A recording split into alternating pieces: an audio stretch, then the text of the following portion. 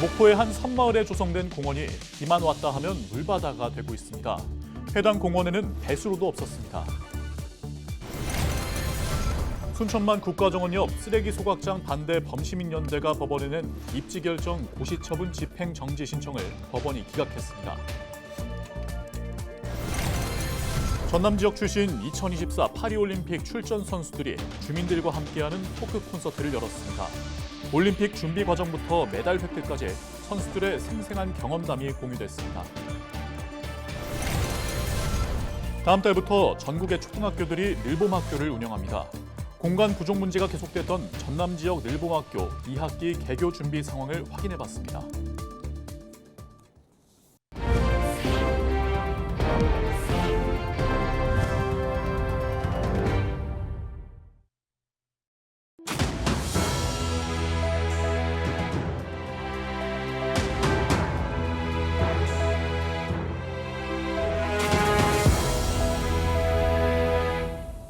시청자 여러분 안녕하십니까? 헬로티비 전남 뉴스입니다. 전남 목포의 한 섬마을에는 지자체가 수십억 원을 들여 만든 공원이 있습니다. 정부가 어촌의 정주 여건을 개선하라며 나라 돈을 지원해 준 건데요. 물이 빠져나갈 배수로가 없는 엉터리 공사를 한 탓에 비가 올 때마다 공원이 물바다로 변합니다. 고정민 기자가 배를 타고 현장에 다녀왔습니다. 공원 바닥에 빗물이 가득 고여 있습니다. 산책로는 물길이 긴 띠를 이뤘습니다. 비가 내린 뒤 곳곳이 빗물에 잠겨버린 목포 외달도 바다 자연정원의 모습입니다. 주민들은 비가 오면 산책로 일대가 물에 잠겨 불편하다고 말합니다. 비가 이렇게 많이 오게 되면 흙탕물이 내려와서 아주 보기 싫습니다. 그런 부분이 좀 시공이 좀 잘못된 부분이 있는 것 같습니다. 나무의 상태도 위태롭습니다. 공원에 심어놓은 나무는 모두 6,000그루. 여름철이면 푸른 잎이 무성해야 할 나무가 보시는 것처럼 앙상하게 가지만 남은 채 고사했습니다. 섬마을 공원 조성에 투입된 사업비는 25억 원. 어촌 마을의 정주 여건을 개선하기 위한 이른바 어촌 뉴딜 300사업 예산이 쓰였습니다. 공사는 지난 2021년에 시작돼 지난해 7월 마무리됐는데 곳곳이 하자투성입니다. 바닥에 물이 고이고 나무가 고사한 까닭은 바로 엉터리 배수시설. 이곳은 비가 온 뒤 상습적으로 물이 고이는 구간입니다.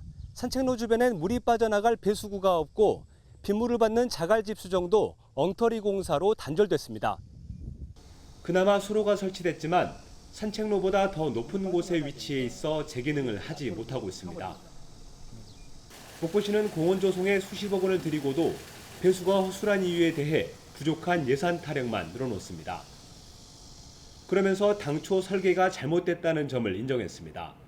우리가 할 수 있는 예산 범위 내에서는 전체 투자를 해가지고 실은 이제 그 정도밖에 못 만드는 거죠. 실은 더 예산이 많았다가 하면 더 좋게 만들었겠죠. 설계가 당초에 잘못. 그렇죠. 목포시는 앞으로 고사한 나무를 새로 심고 배수구를 새로 만들어 물고의 문제를 해결하겠다는 입장. 주먹구구식 공사를 한 탓에 쓰지 않아도 될 혈세를 낭비하는 꼴이 됐습니다. 헬로티비 뉴스 고정민입니다. 순천만 국가정원 옆 쓰레기 소각장 반대 범시민연대가 법원에 낸 입지 결정 고시처분 집행 정지 신청에 대해 법원이 기각 결정을 내렸습니다. 광주지법 제1행정부는 연양동 814-25번지 1원의 한 폐기물 처리시설 입지 결정 고시처분에 대해 범시민연대가 집행을 정지해달라는 집행 정지 신청을 기각했습니다. 집행정지는 행정정지 처분으로 회복하기 어려운 손해가 발생할 경우 법원이 해당 처분의 효력을 한시적으로 정지하는 결정입니다. 순천시는 정부의 2030년 생활 폐기물 직매립 금지 원칙에 따라 쓰레기 대란에 대비해 공공자원화 시설 건립 사업을 차질 없이 추진하겠다고 밝혔습니다. 전라남도가 전남에 소속됐거나 지역 출신의 2024 파리올림픽 출전 선수들을 만나 격려하고 경험담을 듣는 시간을 마련했습니다. 전남도는 26일 양궁의 남수연, 펜싱 최세빈, 복싱 이매지, 사격 조재영과 이보나 등 파리올림픽 출신 선수 5명에게 축하 인사를 전한 뒤 토크 콘서트를 통해 선수들의 생생한 경험담을 지역 주민들과 함께 나누는 자리를 가졌습니다. 한편 파리올림픽에 출전한 전남의 선수들은 모두 10명으로 금메달 2개, 은메달 4개, 동메달 1개 등 모두 7개의 메달을 획득했습니다. 오는 9월부터 전국의 초등학교에는 늘봄학교가 본격적으로 운영됩니다. 다른 지자체보다 한 학기 앞서 늘봄학교 운영을 시작한 전남교육청은 특색 있는 프로그램 발굴에 나섰는데요. 지속적으로 제기되고 있는 공간 부족 등 문제를 해결하기 위한 준비는 어떤지 송하영 기자가 짚어봤습니다. 지난해부터 늘봄학교 시범 운영에 나선 전남교육청. 운영 방식을 체계화한 뒤 올해 1학기부터 지역의 모든 초등학교에 정식 도입했습니다. 음악 활동부터 창의놀이까지 학생과 학부모의 수요에 맞춰 교실을 운영하면서 타 광역시도보다 학생들의 호응이 잇따랐습니다. 이런 가운데 전남교육청은 2학기부터 지역 주요 단체와 함께 다채로운 프로그램을 발굴해 운영할 방침입니다. 프로축구단인 전남 드래곤즈와 축구교실을 열고 프로골프 선수가 참여하는 체육활동 프로그램 등을 진행할 계획입니다. 이와 함께 학부모 수요에 맞춰 아침과 오후, 저녁, 그리고 방학까지 다양한 돌봄 유형을 마련했습니다. 희망하는 1학년 학생들에게 매일 2개 방과후 프로그램을 무상으로 제공하고 있습니다. 두 번째는 돌봄 유형의 다양화입니다.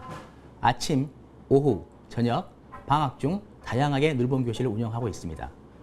지속적으로 제기됐던 공간 부족에 대해서는 교실 신축과 노후 공간 개선 사업을 병행하기로 했습니다. 늘봄학교 전담 인력 구성은 내년부터 가능해질 전망입니다. 전남교육청은 올 2학기까지 기간제 교사와 돌봄 전담사 등으로 운영하고 하반기 동안 교원들을 대상으로 늘봄 교실장 40여 명을 선발해 내년부터 관련 업무를 전담하도록 할 방침입니다. 다만 기존 교원들로 구성되는 만큼 교육 현장의 혼란을 해결하기까지 적지 않은 시간이 소요될 것으로 예상됩니다. 늘봄 교실 신축 및 공간 개선, 노후된 방과후 학교 교실 개선, 교원 연구실 공간 개선을 추진하고 있습니다. 2학기에는 늘봄 교실장 44명을 선발하여 내년 3월부터 학교에 근무할 수 있도록 하겠습니다. 늘봄학교 전면 시행을 앞두고 움직임이 빨라진 전남교육청. 공간 확충과 전담 인력 확보 등이 산적한 과제를 해결할 대안이 될 수 있을지 관심이 쏠리고 있습니다. 헬로티비 뉴스 송하영입니다. 전남 지역 김 수출량이 크게 늘면서 농수산식품 전체 수출액이 역대 최대치를 기록했습니다. 부문별로는 김이 2억 715만 달러로 지난해보다 56.8%, 미역이 1,521만 달러로 28%, 쌀이 2,857만 달러로 79.5% 각각 증가했습니다. 전남도는 고물가, 고금리, 해상 운임비 상승 등 어려운 대외 여건 속에서도 맞춤형 지원과 수출 기업의 선제적 대응이 주요했던 것으로 분석했습니다. 전남도는 다음 달 27일 해외 바이어 초청 수출 상담회를 개최하고 유럽과 미국 등에서 현지 판촉 활동을 펼칠 계획이라고 설명했습니다. 전남도가 폭염 속에서 매일 어르신 안전 확인 업무를 수행하는 노인 돌봄 종사자들에게 특별수당을 지급합니다. 전남도는 노인 맞춤 돌봄 서비스 종사자에게 폭염과 한파 기간에 안전 확인 특별수당 10만 원씩을 지급하기로 결정했습니다. 또한 고독사 발견 등에 따른 트라우마를 겪는 종사자를 위해 심리치료비와 심리상담 서비스를 지원하기로 했습니다. 전남도는 노인 맞춤 돌봄 서비스 사업을 수행기간 46곳에 위탁하고 있으며 생활지원사 3,400여 명이 어르신 6만여 명에게 서비스를 하고 있습니다. 전남도가 추석 명절을 앞두고 많은 인파가 몰릴 것으로 예상되는 다중이용시설을 대상으로 안전점검을 실시합니다. 전남도는 소방등과 함께 이달 26일부터 전통시장과 요양병원 등 225곳을 대상으로 주요 구조부 결함 여부와 소방시설 운영 실태 등을 살피고 피난 통로를 확인할 예정입니다. 전남도는 점검 결과 시간이 소요되는 사항에 대해 추석 전까지 보수가 완료될 수 있도록 관리할 계획입니다. 최근 전남 지역 고등학생들이 과학 분야 연구 주제를 발굴하고 지역 현안 해결 방안을 고민하는 캠프가 열렸습니다.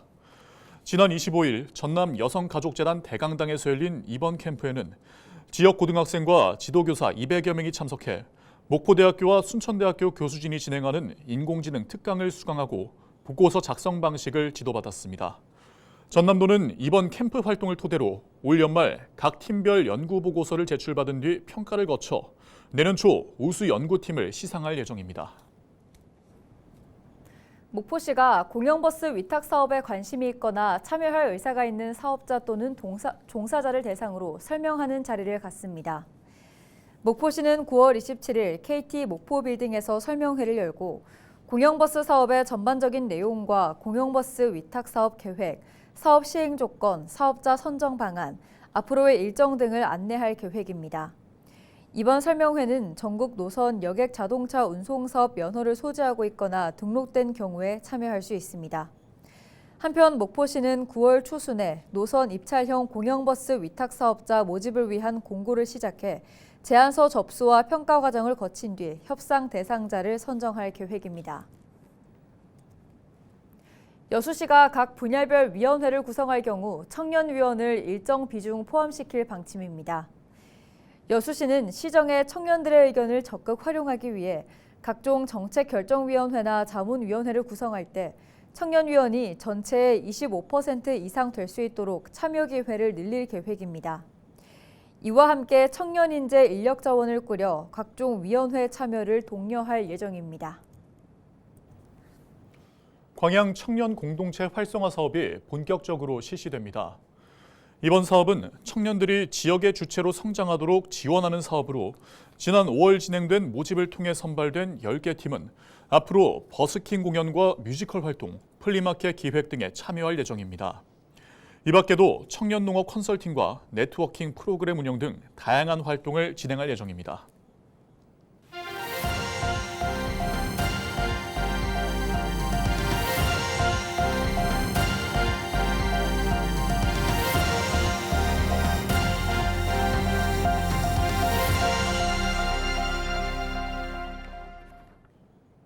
신안군이 염전 근로자들의 인권 문제를 해소하기 위해 행정지도에 나섰습니다. 신안군은 염전 근로자를 고용하고 있는 사업장 79곳을 대상으로 폭언이나 폭행, 감금 등 인권 침해나 근로자의 장애, 근로계약서 작성, 임금 지급 여부 등을 점검하고 있다고 밝혔습니다. 신안군은 행정지도를 통해 고용주의 근로기준법 위반이나 범죄 의심 등이 발견되면 수사를 의뢰하거나 고발 조치하기로 했습니다. 해남 땅끝탑 진출입로 통행이 11월까지 제한됩니다. 땅끝 꿈길랜드 무장의 데크로드 조성과 산책로 정비 공사로 인해 다음 달 2일부터 11월 29일까지 통행이 제한될 예정입니다. 이 기간 땅끝탑과 스카이워크를 방문하는 관광객은 전망대 쪽 데크를 이용해 왕래할 수 있습니다. 다만 추석 연휴 기간인 9월 24일부터 5일 동안은 통행로 임시 개방이 이루어집니다. 강진군이 9월 한 달 동안 1인당 강진사랑 상품권 구매 한도를 늘리고 할인율도 높이기로 했습니다. 다음 달부터 1인당 강진사랑 상품권 구매 한도는 기존 70만 원에서 100만 원으로 확대되며 모바일 상품권을 구매할 경우 기존 10%에서 15%까지 할인받을 수 있습니다. 강진군은 명절 기간 지역 소상공인들의 소득을 높이고 경제 활성화를 위해 이번 행사를 마련했다고 설명했습니다. 진도군이 비브리오 폐혈증 감염에 대해 주의를 당부했습니다.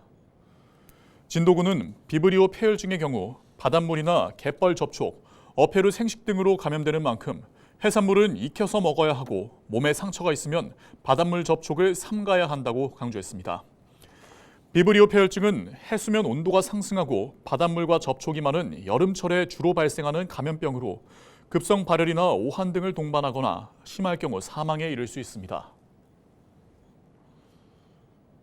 고흥군이 광역상수도 미급수 마을을 대상으로 실시되는 광역상수 공급 사업에 속도를 내고 있습니다.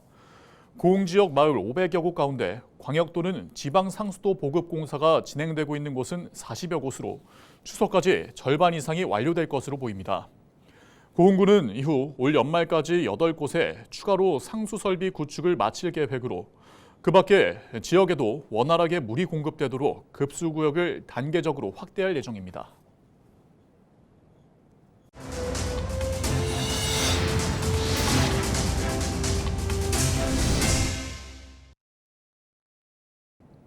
이상으로 뉴스를 마칩니다. 함께해 주신 여러분 고맙습니다.